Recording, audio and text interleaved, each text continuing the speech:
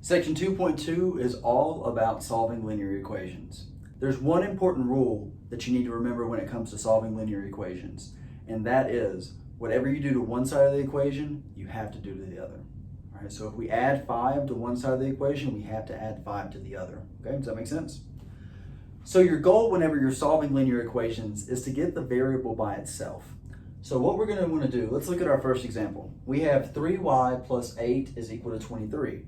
So we want to move our constants over to one side and leave our variable by itself. All right. So in order to do that, we're going to perform the opposite operation. We have this plus 8 here that we need to move over. So let's subtract 8 on both sides. As you can see, 8 minus 8, that's going to cancel out. So those cancel out. That's going to leave us with 3y is equal, and then 23 minus 8 is 15. 3y is equal to 15.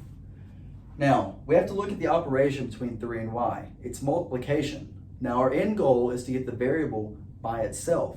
And so what we need to do is divide both sides by 3. The 3's are going to cancel out because 3 divided by 3 is 1.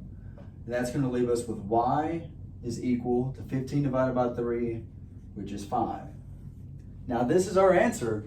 And we learned in the last section how to check and make sure that we have the right answer. So what we're going to do now is we're going to plug this solution back into our original problem. So we got 3 times 5 plus 8 is equal to 23. Well, 3 times 5 is 15 plus 8 is equal to 23. And then 15 plus 8, that's going to give us 23 is equal to 23. So this is the correct answer. All right, let's do another example. We have 4m minus 3 is equal to 5 times m minus 2 plus 8.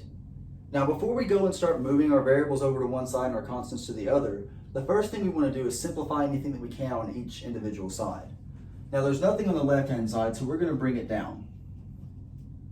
But on the right-hand side, we can use the distributive property to distribute the 5 to this m minus 2. So that's going to give us 5m minus 10 plus 8. Now we still can't move our variables around yet though.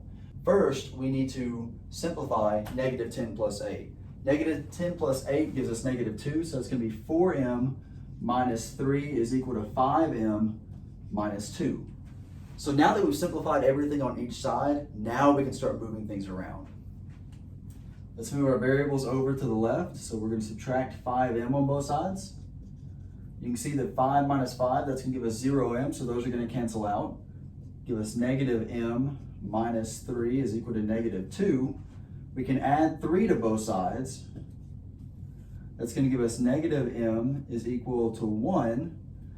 And we still have a negative over here though, so we have to take care of that. So let's divide both sides by negative 1. And that's going to give us m is equal to negative 1. Now, once again, we can check and make sure this is correct. So let's do that. So we have 4 times negative 1 minus 3 is equal to 5 times negative 1 minus 2 plus 8. 4 times negative 1 gives us negative 4 minus 3. Negative 1 minus 2 is negative 3. Negative 4 minus 3 is negative 7. 5 times negative 3 gives us negative 15 plus 8. And negative 15 plus 8 is negative 7. So that is correct, and this is the correct answer.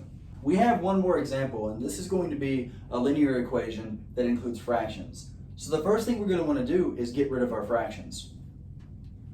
In order to do that, we need to find a common denominator. So for 6, 3, and 4, our least common denominator is 12. We're going to multiply each of our terms in order to get a common denominator. So this first one's going to be 2 over 2. We don't have to do anything to the parentheses though because it's attached to this 5/6. The 2/3 is going to be multiplied by 4 over 4. And the 3x over 4 is going to be multiplied by 3 over 3.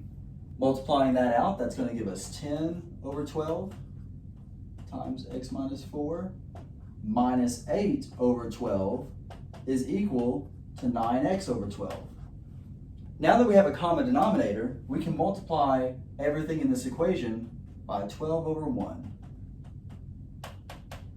That's going to cancel out the denominator and leave us with 10 times x minus 4 minus 8 is equal to 9x.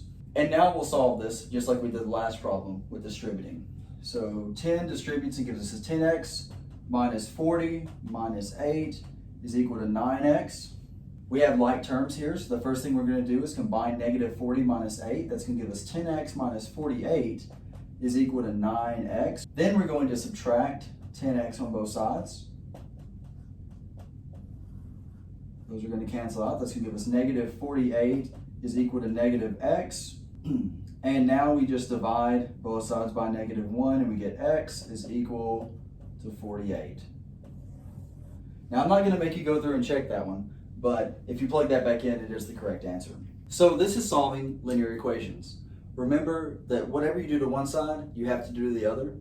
Also remember that if you want to check your solution, just go back and verify it like we did in section 2.1. And finally, when you're working with fractions, make sure that you find a common denominator and then you can cancel the fractions out and you'll be left with a linear equation that's a whole lot easier to work with. See you later.